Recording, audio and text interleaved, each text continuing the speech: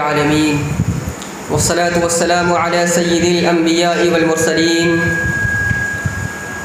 أما بعد فأعوذ بالله من الشيطان الرجيم بسم الله الرحمن الرحيم هو الذي بعث في الأميين رسولا منهم يتلو عليهم آياته ويزكيهم ويعلمهم الكتاب والحكمة وإن كانوا من قبل لفي ضلال مبين صدق اللہ العظیم اللہم صل علی سیدنا و نبینا و مولانا محمد وعلی آل محمد وبارک وسلم تسلیما کثیرا کثیرا۔ برادران اسلام، معزز علماء کرام اور میرے عزیز طلباء، حق جل مجدہ کا بے انتہا شکر و احسان ہے کہ رب ذوالجلال نے آج ہمیں اور آپ کو یہاں دین کی نسبت سے جمع فرمایا۔ اللہ ہمارے جمع ہونے کو، کہنے سننے کو قبول فرمائے اور دارین میں کامیابی کا ذریعہ اور سبب بنائے۔ بڑی خوشی کی بات ہے کہ آج اس اسٹیج پر، اس مسجد کے اندر علاقے کے اکثر علماء موجود ہیں اور مدارس اسلامیہ کے اندر جو طلباء تعلیم حاصل کر رہے ہیں، جو مہمانان رسول ہیں، وہ بھی بڑی تعداد میں موجود ہیں۔ وقت بہت ہو چکا ہے، میں زیادہ دیر آپ سے بات نہیں کروں گا۔ ہم سب کے محبوب مقرر جناب حضرت مولانا نعمت اللہ صاحب قاسمی کا تفصیلی بیان ہوگا، ہم ان سے مستفید ہوں گے۔ حضرات،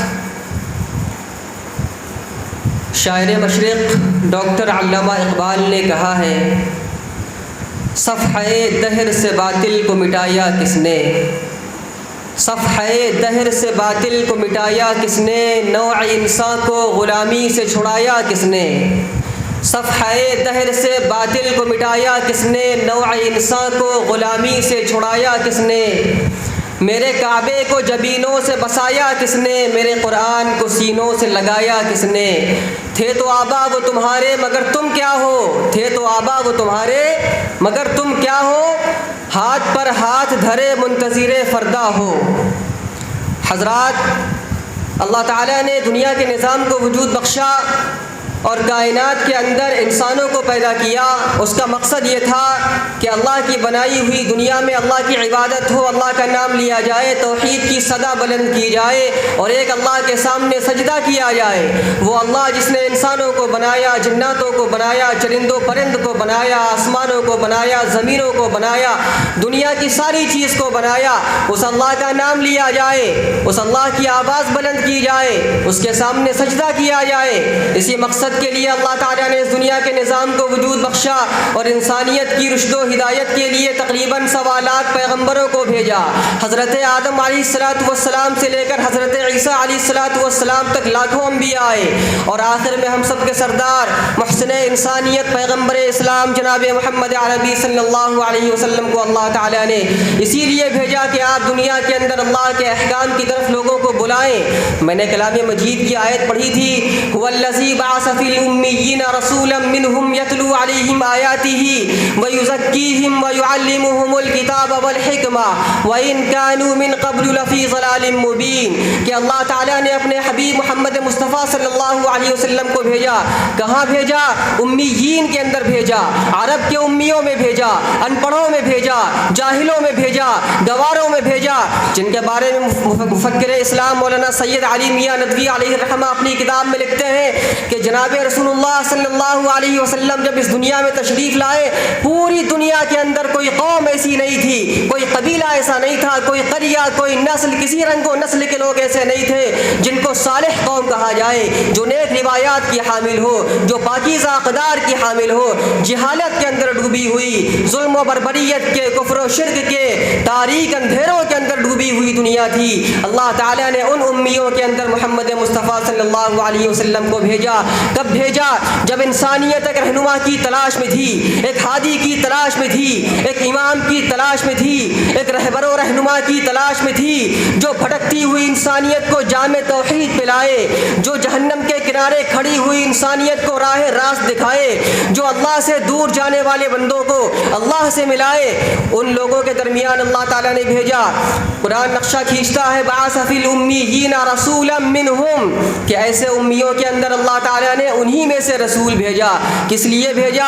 یعلمہم الکتاب، وہ ان کو کتاب سکھاتے ہیں، کتاب کی تلاوت کرتے ہیں، قرآن پڑھاتے ہیں، قرآن کی تعلیمات دیتے ہیں اور ان کا تزکیہ کرتے ہیں. یہ تزکیہ جو لفظ ہے قرآن کریم کے اندر یہ بڑی اہمیت کا حامل ہے، بہت سے معنوں پر محیط ہے. تزکیہ، جس کا دل صاف ہو جائے اس کو ایمان کی حلاوت نصیب ہو جائے. اللہ تعالیٰ نے ارشاد فرمایا کہ محمد مصطفیٰ صلی اللہ علیہ وسلم کی صفات یہ ہیں کہ وہ قرآن کی تلاوت بھی کرتے ہیں، وَيُعَلِّمُهُمُ الْكِتَابَ، اور ان کو یعنی عرب کے لوگوں کو قرآن سکھاتے بھی ہیں، قرآن پڑھاتے ہیں. حالانکہ وہ عربی دان لوگ تھے، قرآن کو سمجھنے والے، جاننے والے، عربی زبان سے مانوس لوگ تھے. ان کو قرآن پڑھا رہے ہیں کون؟ محمد مصطفیٰ صلی اللہ علیہ وسلم. وَيُزَكِّيهِمْ، اور ان کا تزکیہ کر رہے ہیں. کون کر رہا ہے؟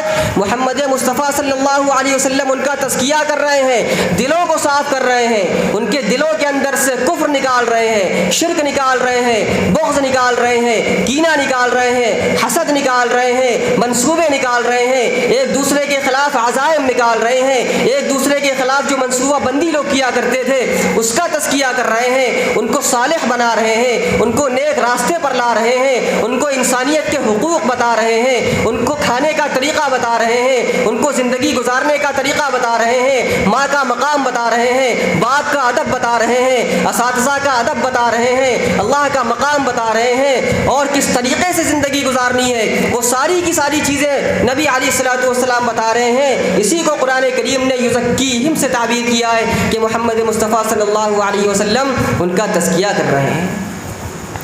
آج ہمارے اور آپ کہ دل صاف ہیں؟ کیا ہمارا دل پاک ہے یا کفر و شرک کی تاریکیوں سے متاثر ہو کر ظلم و بربریت کی تاریکیوں میں ہمارا دل بھی پھنس چکا ہے؟ ہم بھی اپنے دل کا صحیح استعمال نہیں کر رہے ہیں. دل انسان کے جسم کا کیپٹل ہے. جس طریقے سے انسان کا دل اگر جسمانی امراض سے محفوظ رہتا ہے تو پھر انسان کا پورا بدن محفوظ رہتا ہے. اور اگر دل میں حرکت ہو جائے، دل بیمار ہو جائے، دل دو طرح سے بیمار ہوتا ہے، ایک جسمانی طریقے سے اور ایک روحانی طریقے سے. اگر ہمارا دل جسمانی طور سے بیمار ہو جائے، ہارٹ بیٹ بڑھ جائے یا کم ہو جائے یا بلڈ پریشر کی شکایت ہو جائے تو انسان کی زندگی پر خطرہ جاری ہو جاتا ہے. اور اگر روحانی اعتبار سے بیمار ہو جائے یعنی ہمارا دل گناہوں سے متاثر ہو کر سیاہ ہو جائے تو بھی انسان کی زندگی صحیح طریقے سے چل نہیں سکتی. تو ہمیں اور آپ کو نبی علیہ الصلوۃ والسلام کی سیرت سے جو سبق ملتا ہے وہ قرآن کا ملتا ہے کہ قرآن پڑھیے، قرآن کو سمجھیے اور اپنے دلوں کا تزکیہ کیجیے، اپنے دلوں کو پاک صاف کر لیجیے. آج ہماری خواہشیں بڑی ہیں، ہم بڑی بڑی باتیں کرتے ہیں، ہمارا نام بلند ہو جائے، ہمارا مقام بلند ہو جائے، ہمارا کردار بلند ہو جائے. شاعر مشرق ڈاکٹر اقبال نے ایک شعر لکھا ہے، وہ کہتے ہیں کہ وہ تھے آپس میں رحیم، تم ہو آپس میں غضبناک، وہ آپس میں رحیم. یعنی صحابہ کرام کے بارے میں بتا رہے ہیں کہ صحابہ کا جو مزاج تھا وہ ایک دوسرے سے خوش اخلاقی کا تھا، ملنساری کا تھا. ڈاکٹر اقبال کہتے ہیں کہ تم ہو آپس میں غضبناک، وہ آپس میں رحیم، تم خطا کار و خطا بین، وہ خطا بخش و کریم. اور چاہتے سب ہے کہ ہو اوج ثریا بھی مقیم، چاہتے سب ہے کہ ہو اوج ثریا بھی مقیم. ہر انسان چاہتا ہے کہ میرا نام بلند ہو جائے، اللہ مجھے فرش سے اٹھا کر عرش پر بٹھا دے. چاہتے سب ہے کہ ہو اوج ثریا بھی مقیم. پہلے ویسا کوئی پیدا تو کرے قلب سلیم، پہلے ویسا کوئی پیدا تو کرے قلب سلیم. آپ پہلے اس مقام پر آئیں تو اللہ تعالیٰ آپ کو فرش سے اٹھا کر عرش پر بٹھائے گا. حضرات صحابہ کیا تھے؟ خود نہ تھے جو راہ پر اوروں کے ہادی بن گئے، کیا نظر تھی جس نے مردوں کو مسیحا کر دیا. آپ زندگی کا مطالعہ کریں حضرات صحابہ کرام کے، کس ماحول میں آنکھیں کھولی ہیں. نبی کے دشمن تھے جناب رسول اللہ صلی اللہ علیہ وسلم، جن کے صدقے طفیل میں کائنات کے نظام کو وجود بخشا گیا، ان کے جانی دشمن تھے صحابہ. آپ نے ابھی واقعہ سنا سیدنا عمر فاروق رضی اللہ تعالی عنہ کا، جو خلیفۃ المسلمین ہیں، امیر المؤمنین ہیں. 11 سال سال سے زیادہ مسلمانوں کی خلافت کی ہے۔ خلافت راشدہ کا دور ہے، جس دور کو اسلامی تاریخ کا سب سے زرعی اور سب سے تابناک دور کہا جاتا ہے۔ 11 سال سے زیادہ خلافت کی ہے عمر فاروق رضی اللہ تعالی عنہ نے، جن کی شہادت بعض تاریخی کتابوں کے حوالے سے ملتا ہے کہ اسی محرم الحرام کے مہینے میں ہوئی، اور ایک محرم الحرام کو سیدنا عمر ابن خطاب رضی اللہ تعالی عنہ، جو مراد رسول ہیں اور نبی علیہ الصلوۃ والسلام کے رشتہ دار بھی ہیں، حضور پاک صلی اللہ علیہ وسلم کے سسر ہیں، جی حضرت عمر بن خطاب رضی اللہ تعالی عنہ کی صاحبزادی حضور پاک صلی اللہ علیہ وسلم کے نکاح میں تھی۔ وہ عمر بن خطاب رضی اللہ تعالی عنہ اسلام لانے سے پہلے ان کے کیا حالات تھے وہ ابھی ہم نے اور آپ نے سنے۔ تو میں یہ کہنا چاہتا ہوں کہ آپ اپنا تزکیہ کریں۔ ابھی صدر جلسہ حضرت مولانا مشتاق احمد صاحب قاسمی فرما رہے تھے کہ مسلمان تعداد میں کم تھے تو بادشاہ ہوا کرتے تھے، آج بڑی تعداد ہے مسلمانوں کی، پھر غلامی ہمارا مقدر کیوں ہے؟ ہم غلام مصطفیٰ بن جائیں۔ اگر ہم مصطفیٰ کی غلامی قبول کر لیں تو اللہ تعالی ہمیں دنیا میں بادشاہ بنائے گا، لیکن ضرورت ہے کہ ہم غلام مصطفیٰ بن جائیں۔ آج کی دنیا میں انسان نفس کا غلام ہے، کوئی دولت کا غلام ہے، کوئی خواہشات کا غلام ہے، کوئی مال کا غلام ہے، کوئی عورت کا غلام ہے، کوئی کسی چیز کا غلام ہے۔ ارے غلامی تو یہ ہے کہ میں غلام مصطفیٰ ہوں، میری شان ہے غلامی۔ آپ محمد مصطفیٰ کے غلام بن جائیے، یہ غلامی ہے جس کی شان بھی بادشاہوں سے بلند و بالا ہے۔ غلامی محمد مصطفیٰ کے غلاموں کی یہ شان ہے جو وقت کے بادشاہوں کی نہیں ہوتی۔ آپ غلام مصطفیٰ تو بنیے، اس کے بعد دیکھیے کہ اللہ تعالیٰ آپ کو کس طریقے سے وقت کا بادشاہ بناتا ہے۔ کس لیے تعداد میں مسلمان زیادہ ہیں اور کیوں آج مسلمان پسپا ہو رہا ہے؟ شاعر مشرق ڈاکٹر علامہ اقبال نے لکھا ہے کہ وقت فرصت ہے کہاں، کام ابھی باقی ہے۔ میں ختم کر رہا ہوں۔